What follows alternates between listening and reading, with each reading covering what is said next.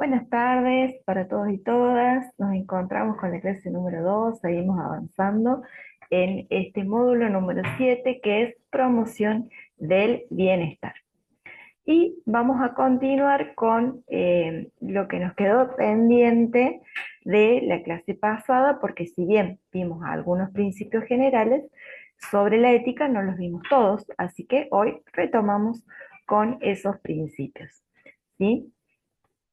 Otro de los principios, recuerdan que ustedes habían visto, integridad y responsabilidad. Hoy retomamos otros que tienen que ver con el respeto por los derechos y la dignidad de las personas, lo cual implica, y esto es un recordatorio porque lo hemos visto, lo hemos charlado, implica otorgar el debido respeto a los derechos fundamentales, la dignidad y el valor de todas las personas y no participar en prácticas discriminatorias de ningún tipo. Respetar el derecho de los individuos a la privacidad, confidencialidad, autodeterminación y autonomía. Las y los auxiliares deben ser conscientes de las diferencias culturales e individuales, incluyendo aquellas debidas a la edad, género, raza, religión, orientación sexual, lengua y condición socioeconómica. No obstante, si el problema está en conflicto con las convicciones religiosas, morales o éticas del auxiliar, puede abstenerse de desempeñar determinadas tareas siempre que informe oportunamente a su superior jerárquico en caso de trabajar en alguna institución para asegurar la atención de la persona que recibe el servicio de cuidados. Les voy a dar un ejemplo porque tal vez queda ahí como confuso. Recuerdan que yo les conté que tenía experiencia de trabajo en un hospital geriátrico que pertenece a la provincia y eh, muchas veces me tocó eh, realizar las tareas, mis tareas, las prácticas, mi trabajo cotidiano con, por ejemplo, varones que habían ejercido violencia en su momento, violencia de género en su núcleo familiar. Eh, Estas personas con diferentes situaciones de salud y personales que los llevaron a estas internaciones, ahora requerían cierta atención y ciertos cuidados. Eh, si bien uno podría cuestionar, digamos, decir, bueno, pero si esa persona hizo esos actos, o realizó determinadas situaciones, o generó eh, el alejamiento de la familia, entonces uno podría decir, no vamos a tener consideraciones, no vamos, sí, como determinar cosas de ese tipo. Sin embargo, uno tiene que entender que en esa situación, en ese momento, en ese lugar, es una persona mayor a la cual tengo que respetar sus derechos y su dignidad y tengo que brindar la atención que esa persona requiere, más allá de lo que pueda o no haber hecho con anterioridad. ¿Sí? Eso para darles un pequeño ejemplo con respecto a esto último que mencionaba. Otro punto, si bien vimos de responsabilidad como principio la clase anterior, acá tomamos lo que tiene que ver con la responsabilidad social. Las y los auxiliares deben procurar y trabajar para mitigar las causas del sufrimiento humano, ¿sí? Tratando de aliviar, acompañar y mejorar la calidad de vida de las personas cuidadas, fortaleciendo su autovaloración y autocuidado, evitando institucionalizaciones innecesarias y malos tratos tanto físicos como mentales, ¿sí? En sus acciones, cada uno de ustedes deben tener en cuenta los derechos de las personas cuidadas y otras personas afectadas y tratar de evitar el mal uso del trabajo. Es responsabilidad fundamental prevenir y promover la salud de las personas que reciben cuidados.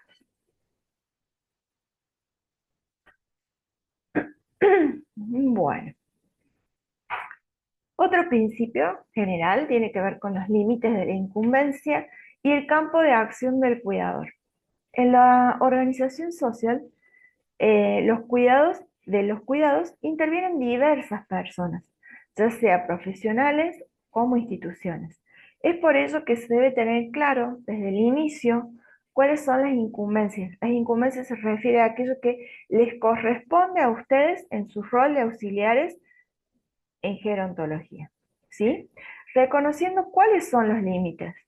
Por ejemplo, ustedes no van a colocar un suero, ¿sí? Porque ese es un límite de su campo de acción, pero sí van a desarrollar otras tareas, ¿sí?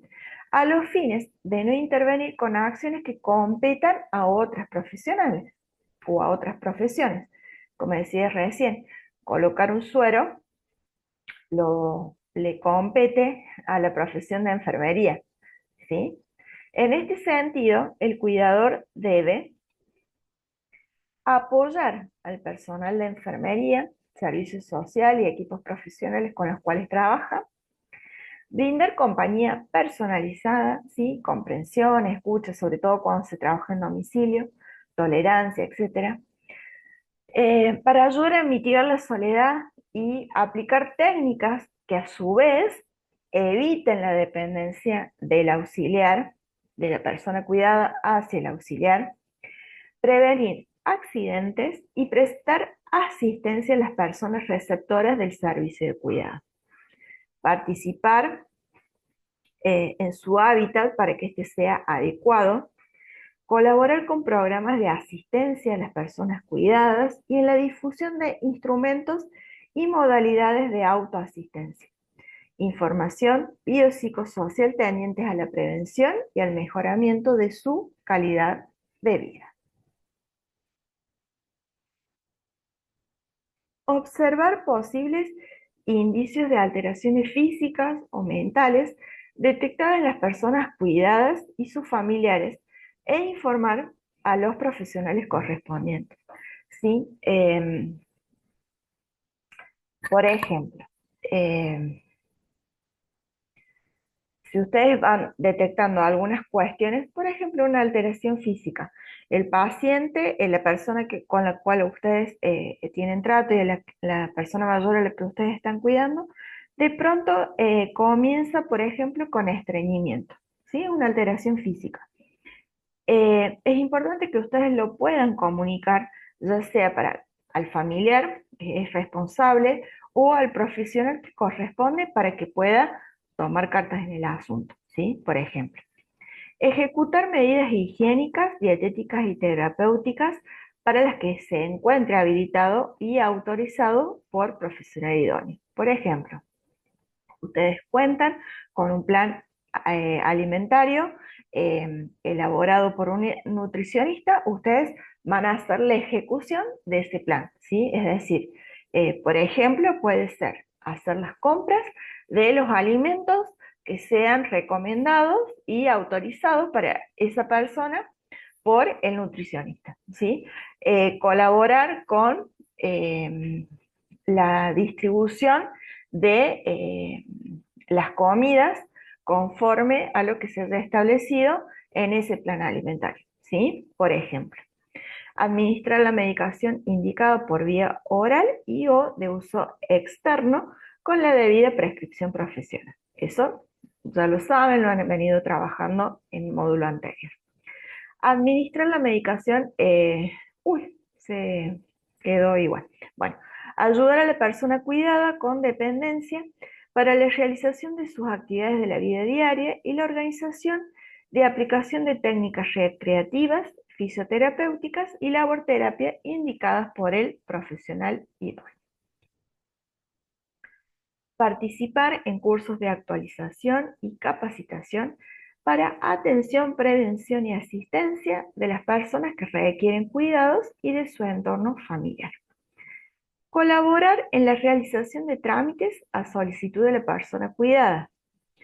Fomentar, sostener y articular las redes solidarias de apoyo en la comunidad. Siempre recuerden alentar a la persona mayor con la que ustedes trabajan, si realizan sus tareas en domicilio, de que la persona no se aísle, sino que pueda mantenerse involucrada en las tareas, eh, no solamente en el hogar, sino que pueda involucrarse y mantenerse activa dentro de su propia comunidad. En los establecimientos, las acciones de las y los cuidadores están referidas al cuidado y atención alimentaria, higiene personal y confort, colaboración en la administración oral de medicamentos bajo supervisión de enfermería, movilización y traslado dentro y fuera del hábitat natural de las personas residentes en esos establecimientos. Otro principio general de la ética tiene que ver con el secreto profesional y el resguardo de la privacidad de la persona cuidada y de su familia. Este deber alude a una pauta normativa de categoría legal y partimos de la obligación de guardar el secreto para pensar en la función terapéutica de su preservación. Por lo tanto, los datos referentes al paciente deben ser siempre protegidos, ¿sí? La protección de la información referente al estado de salud, diagnóstico, tratamiento, etcétera, debe permanecer confidencial y solo puede ser divulgada en caso que el paciente lo autorice expresamente. Si bien uno expresándolo y leyéndolo de esta manera podría pensar que eso tiene que ver solo con el secreto profesional médico, tiene que ver el secreto profesional con cada una de las personas que intervenimos y ofrecemos apoyo a otras personas, ¿sí? Y en el caso de ustedes, saber que lo que pasa en el domicilio con la persona, lo que siente, vive o el diagnóstico o lo que fuera referido a la cuestión personal de la persona mayor que ustedes están atendiendo, a la cual están brindando apoyo, debe permanecer confidencial. No puedo trasladarlo ni llevarlo a otro ámbito que no sea el profesional, ¿sí? El secreto profesional es un derecho de la persona que recibe un servicio de cuidado y al cuidador le cabe la responsabilidad en el resguardo de este derecho siempre y cuando con su silencio no afecte la vida o la salud del individuo, que lo vamos a ver en clases siguientes cuando hay riesgo de vida para la persona, ya sea por cuestiones personales de salud mental o por situaciones de abuso, maltrato o abandono, en ese caso sí se rompe este secreto profesional, ¿sí? Es un deber a las normas básicas, ya que se impone a todas aquellas personas a quienes se confían secretos por razones de profesión o de cargo. En relación a la persona cuidada y su familia, el cuidador debe proteger cualquier información de carácter confidencial que conozca en el curso de su quehacer. Si no se observa este principio, se deteriora la relación cuidador-persona cuidada, que se basa en la mutua confianza, pudiendo perjudicar a la persona cuidada o a los familiares en su resguardo y bienestar. Consentimiento informado. Este es otro principio a considerar. El paciente debe contar con la competencia y la información necesaria para realizar una elección siempre. Es decir, que la aceptación o el rechazo de una intervención es manifestación del ejercicio de autonomía. Muchas veces hay profesionales que toman decisiones por el paciente porque consideran que es lo mejor para el paciente, sin haberle informado o consultado si quieren recibir ese tratamiento o si quieren que se les realice esa determinada práctica. Siempre debemos nosotros colaborar y ustedes también en que el paciente reciba la información correcta, de manera adecuada, y clara y suficiente para que pueda aceptar o rechazar según lo que él crea conveniente para sí en cuanto a procedimientos, tratamientos que se le vayan a realizar, ¿sí? Entonces, el auxiliar debe vigilar que el profesional revele con prudencia a la persona receptora del cuidado o a la persona responsable de tomar decisiones los detalles pertinentes, ¿sí? En cuanto a la naturaleza, el propósito del procedimiento, los riesgos los beneficios potenciales y cualquier alternativa razonable al tratamiento recomendado y sus consecuencias, ¿sí? La persona receptora debe comprender la información y el consentimiento debe ser voluntario, es decir, sin que se le obligue, sin que se le coaccione, sin que se le eh, pretenda quebrar, manipular su voluntad.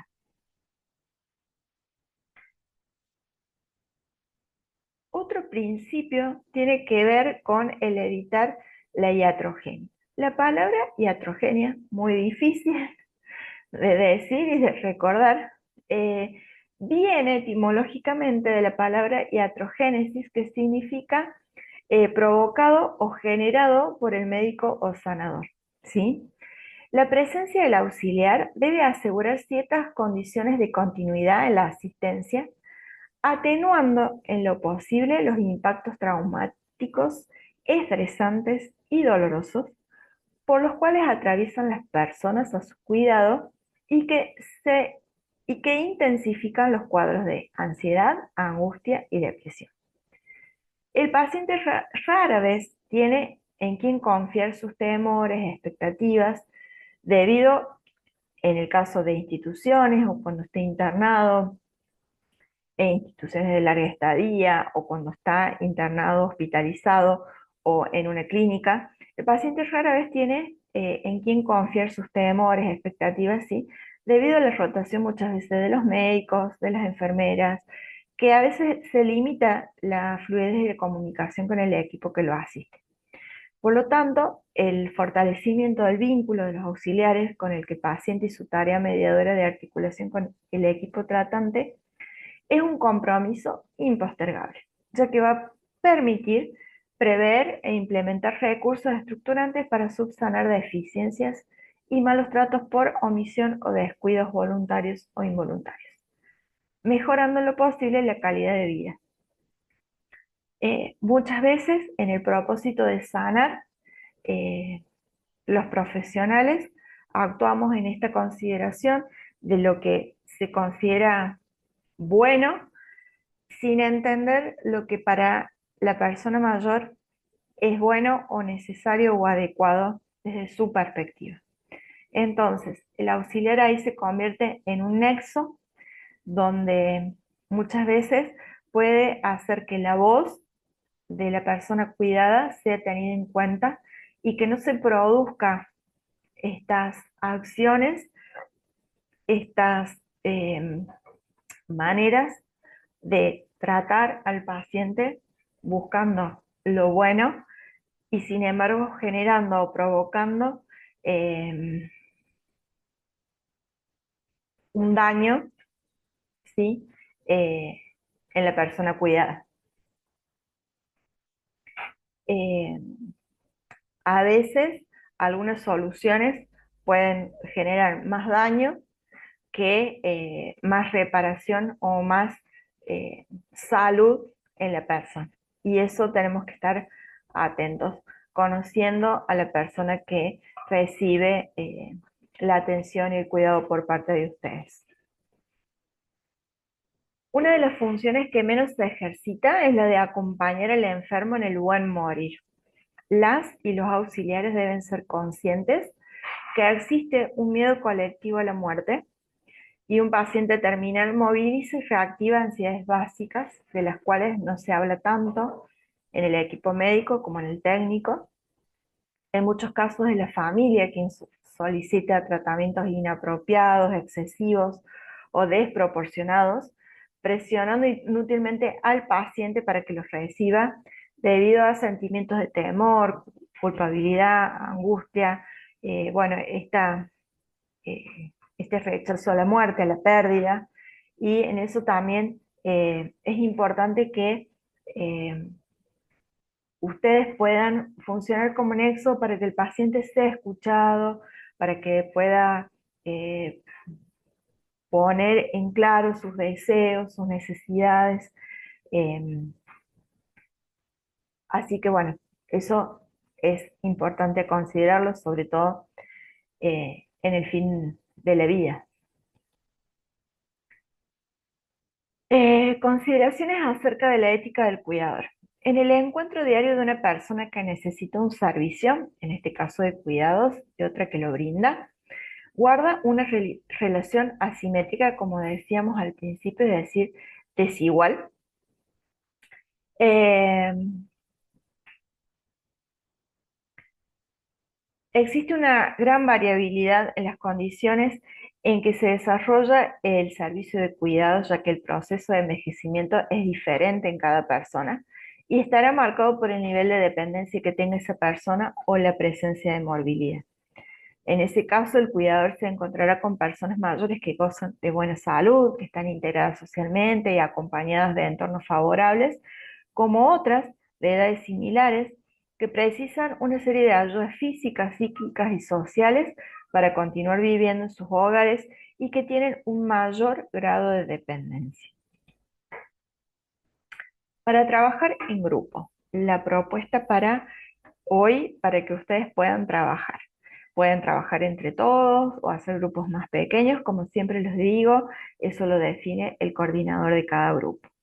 Van a armar un collage con los principios generales que trabajamos en esta clase y en la anterior, que eran, si no se olvidaron, responsabilidad y integridad. ¿Sí? Van a armar un collage y van a tratar de volcar en el collage no solamente de qué se tratan estos principios o cuáles son, sino que tal vez volcar ustedes ahí una frase, un dibujo, algo que retrotraiga a estos principios. ¿Qué les implican a ustedes? ¿Qué les suena de lo que hemos hablado? ¿Qué cosas se les han presentado y que han sido desafío en cuanto a lo que hemos charlado? ¿Sí? En cuanto a lo que se va expresando. Así que bueno, los dejo para que trabajen, espero que disfruten el trabajo y que realmente puedan seguir capacitándose y disfrutando, digamos, de este tiempo que es tan lindo de encontrarse con otro, ¿sí? Que hace la misma tarea. Así que bueno, acá los dejo para que trabajen y nos encontramos en la próxima clase.